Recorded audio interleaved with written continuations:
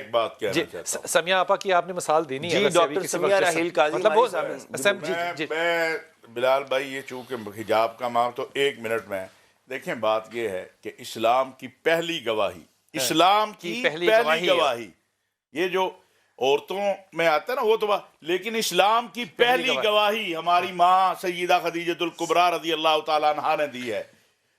آپ مجھے بتائیے غزوات کے اندر سیدہ فاطمہ سیدہ عائشہ صحابیات ان کے ساتھ زخمیوں کی مرہم پٹی کون کر رہا ہوتا تھا؟ بخاری شریف. کاروبار سے لے کر زخمیوں کی عیادت مرہم پٹی تک. اور ادھر عمر بن خطاب ابو بکر صدیق عثمان غنی حیدر کرار جا کے مسئلے کن سے پوچھ رہے ہیں؟ سیدہ فاطمہ سے سیدہ عائشہ سے سیدہ حفصہ سے. تو نہ اسلام نے عورت کو تجارت سے منع کیا نہ تعلیم سے منع کیا نہ ڈاکٹر بننے سے منع کیا نہ میدان سے منع کیا. جہاد کے میدان میں بھی کھڑی ہے. آج صرف اس بات پر یقین کرنے کی ضرورت ہے جو ہمارا نہیں ہے.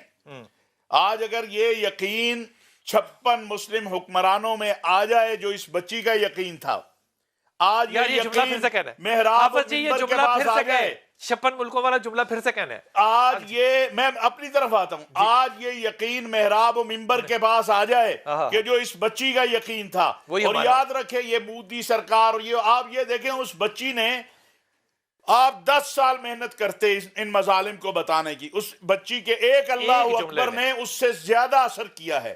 لہٰذا میں پاکستان کی ان اپنی بہنوں سے بھی کہنا چاہتا ہوں, بھائیوں سے بھی کہیں, اور بھائیوں سے بھی کہنا چاہتا ہوں. اب مجھے بڑی حیرانگی ہوئی ہے کہ پاکستان کی بعض دینی سیاسی جماعتوں کے قائدین نے بھی اس پر ابھی تک بات نہیں کی. کیوں بھئی ناراض ہو جائے گا مودی, ناراض ہو جائے گا امریکہ. آپ کی تو 40 دن کی نماز چلے گی, آپ نے 3 دفعہ مودی کا نام لیا, کوئی نماز نہیں آپ کی. نہیں یہ تو قبول ہو جائے گی کیونکہ میں نے اس کے خلاف بات کرتے ہوئے لیا ہے, میں نے اس کا شر بتاتے ہوئے کیا ہے.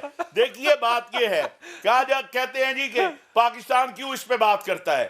پاکستان امت مسلمہ کی واحد ایٹمی قوت ہے, اور یہ حکم مجھے میرے آقا علیہ السلام نے دیا ہے کہ اگر مسلمان کے کسی بھی جسم کی طرح ہے نا المسلم کالجسد الواحد, مجھے بات کرنی ہے, مجھے فلسطینی کی بھی بات کرنی ہے, کشمیری کی بھی بات کرنی ہے. لیکن آپ مجھے اس پہ توجہ کیجئے, وہ آپ جانتے ہیں نا عزر الدین اویسی صاحب کو جو بڑا بہت بولنے والے, وہ جب یہ جملہ کہتے ہیں کہ بھاڑ میں جائے پاکستان, تو پھر آپ کو اس پہ شرم نہیں آتی کہ وہ مسلمان انڈیا کے اندر ریپریزنٹیٹو یہ کہہ رہا ہے کہ بھاڑ میں جائے پاکستان؟ میں ان سے یہ کہنا چاہتا ہوں ہم آپ کی مجبوریاں سمجھتے ہیں لیکن الفاظ کا چناؤ اچھا کریں. ہمارا سوال یہی ہے اگر آپ اتنے ہی غیرت مند اور اتنے ہی طاقتور ہوتے اور تو پھر بابری مسجد کیوں چلی جاتی, پھر 150 مسجدیں جو پچھلے 1 سال میں گرائی گئی. لیکن ہمیں آپ کی مجبوریوں کا احساس ہے, صرف الفاظ کا چناؤ اچھا کریں.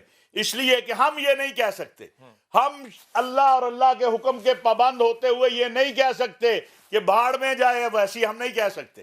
اس لیے کہ ہمیں اللہ کے نبی صلی اللہ علیہ وسلم نے جو مفہوم دیا ہے, قرآن و حدیث نے جو ہمیں بتایا ہے مسلمان کا, وہ یہ ہے کہ ہم ایک جسم کی طرح ہیں. جسم کے کسی بھی حصے میں تکلیف ہوگی, ہمیں تکلیف ہوگی, آپ کو نہیں ہوتی نہ ہو, ہمیں آپ سے کوئی, اور آپ کی مجبوری ہے, ٹھیک ہے ہم سمجھتے ہیں آپ کو یہی کرنا چاہیے, لیکن یہی سیاسی مجبوری پھر ہماری جماعتوں کی بھی ہے. الفاظ کا چناؤ اچھا ہونا چاہیے. جی الفاظ چاہے برے ہو گئے, لیکن کیا ہماری مجبوریاں بھی ہیں مذہبی جماعتوں کی, سیاسی جماعتوں کی؟ یہ دیکھیے ہماری کیا مجبوری, یہ ہماری مجبوری ہے, یہ جو ہے نا خوش رکھنا, اقتداء, اپنے آپ کو ثابت کرنا, اپنے, یہی تو مصیبت ہے, یہ ثابت کرنا کہ ہم تو بڑے لبرل ہیں.